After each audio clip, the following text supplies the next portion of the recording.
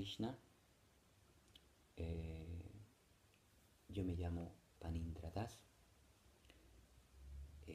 Sono estudiante della Scuola Vaishnava, cursos online. Appartenezco al grupo Bhagavata Sevaya y noi estamos estudiando en este momento el terzo canto, la segunda parte y el capítulo 21. Yo daré un resumen de este capítulo 21 titulado Las conversaciones de Manu y Kardama. Este capítulo lo he leído y lo he analizado un poco y he buscado cómo dividirlo. Lo he dividido más o menos en 4 partes. La primera parte, donde Vidura hace las preguntas a Maitreya en relación a la descendencia de Swayambhuva Manu. La segunda parte, Maitreya responde a Vidura. Y la tercera parte, donde el Señor aparece a Kardama Muni y le explica todas las cosas que sucederán, que cómo es que el Señor ha organizado su vida, especialmente para vida matrimonial. Y la cuarta parte, cuando Swayambhuva Manu se dirige al sabio Kardama Muni. La prima parte, Vidura pregunta sobre la ascendencia de Swayambhuva Manu. Vidura no solo estaba interesado en que quieran sus hijos, su esposa, sus descendientes, sus yernos, no. Era interesado porque en esta descendencia habían nacido muchos reyes devotos y habían gobernado el mundo con el conocimiento espiritual. Y uno se escucha más de estos devotos, dice que uno se ilumina mucho más, ¿no? En este capítulo generalmente se habla de Kardama y Nimhuti, que eran los yogis. Ellos habían alcanzado una cierta perfección espiritual. Anteriormente, prima de tener hijos, se dedicaban a practicar el celibato, a raggiungere cierto scopo espiritual. No era como la era actual, en la cual la meta principal es gratificarse los sentidos y después, si hay tiempo y si les interesa, buscar que autorrealizarse. La segunda parte de este capítulo, Maitreya inicia a responder a Vidura y le dice de que Kardama Muni practicó 10.000 años de austeridad, ¿no? Y estos 10.000 años no es en esta era, es en la era de Satya Yuga. También se dice que otro yogi, no me recuerdo ahora, que practicó 60.000 años para raggiungere la perfección. Era la era de Satya Yuga, donde se vivía 200.000 años. Y este sistema es el proceso de la Astanga Yoga, ¿no? Y en esos 10.000 años, Kardama Muni se dedicó a adorar a la suprema personalidad de Dios a través del servicio devocional. Y el Señor, complacido de esta adoración, se apareció ante él. Apareció con sus vestidos amarillos, con un collar blanco, con la famosa yema Kaustuba, y con Garuda. Era parado sobre sus espaldas y era Narayana en la forma de 4 brazos. Kardama Muni, cuando comprendió que la suprema personalidad de Dios era presente a él se dio cuenta que había rayunto sus deseos espirituales y lo comenzó a hacer oraciones para satisfacerlo, ¿no? La tercera parte, el Señor se dirige a Kardama y le dice, le predice el futuro, le dice lo que sucederá en detalle.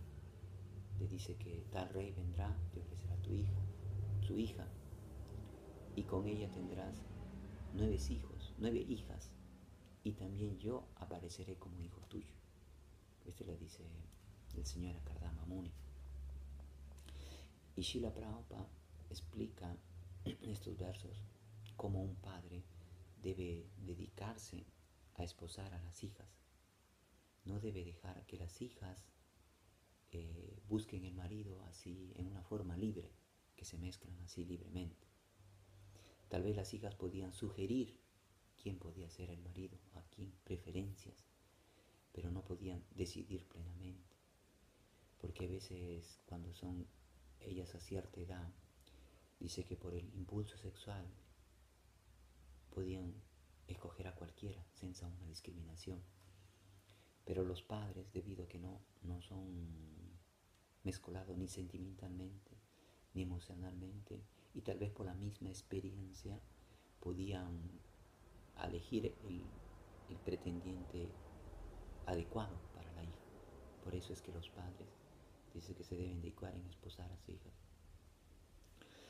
Y dice que por la gracia del Señor uno puede encontrar una esposa o una esposa que uno puede estar contento, ¿no? Y también dice Srila Prabhupada que uno, aunque por las cosas materiales, uno debe adorar a la suprema personalidad de Dios. Y si uno espera que la suprema personalidad de Dios arregle todo,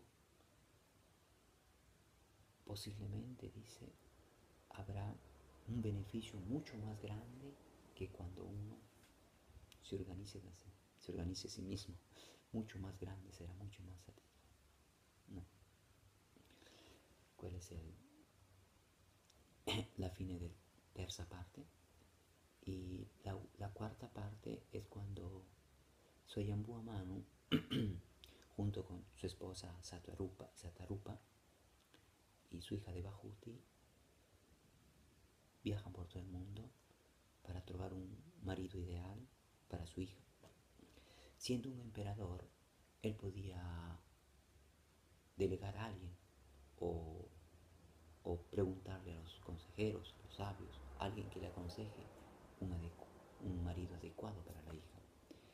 Pero debido a que él tenía mucho amor por su hija, se dedicó exclusivamente. Esto es tal vez un mensaje para aquellos que mucho aman a sus hijas, que se ocupen de una cosa muy importante. Siendo rey se ocupó de esto. Y dice que Swayambhuva Manu se acercó a la ermita de Kardama Muni. Y la ermita era al lado del lago Bindu Sarovara, que significa lago de lágrimas. Y eran las lágrimas que el Señor había versado cuando encontró a Kardama Muni, por compasión, dice, como Kardama, que se dedicaba al servicio devocional y con placer, él derramó lágrimas, y esas lágrimas formaron un lago, y que son adorados por grandes sabios, dice, porque las lágrimas y el Señor mismo no son diferentes. En este lago Bindu Sarovara existen sea árboles y sea aves piadosas, como existen seres humanos piadosas y no piadosas, existen también plantas y árboles. Y estos árboles piadosos dice que dan muchas frutas, con muchas flores, y las aves piadosas cantan alegremente, dice, crean una atmósfera pacífica. Y existen pavos reales en que hacen de actores y danzan y crean toda una atmósfera espiritual.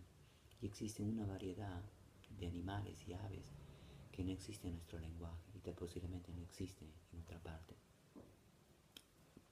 Solamente existe en este lago Bindu Sarovara.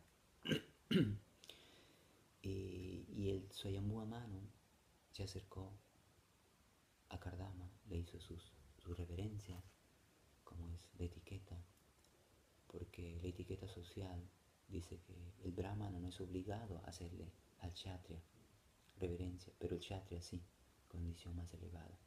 Y Kardama Muni era habituado a que vengan los reyes para pedirle consejo o para pedir bendiciones.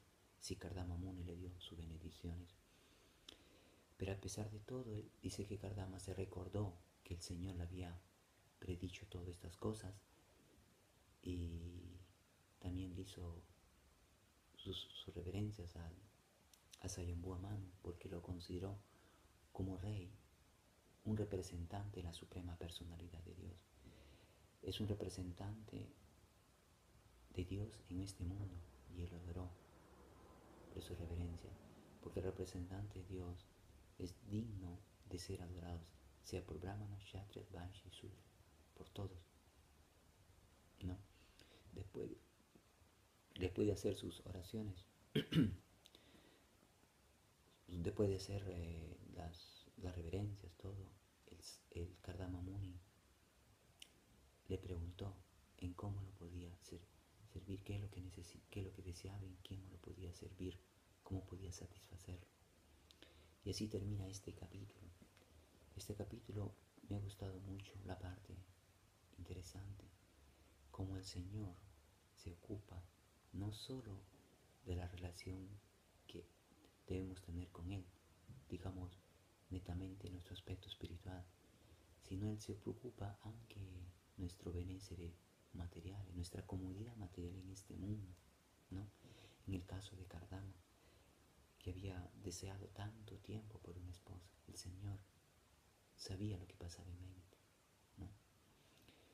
Y yo les invito a continuar la otra parte, que es el 22, posiblemente el matrimonio de Radami, muy interesante, sembra una telenovela interesante. Yo me termino aquí. Hare Krishna.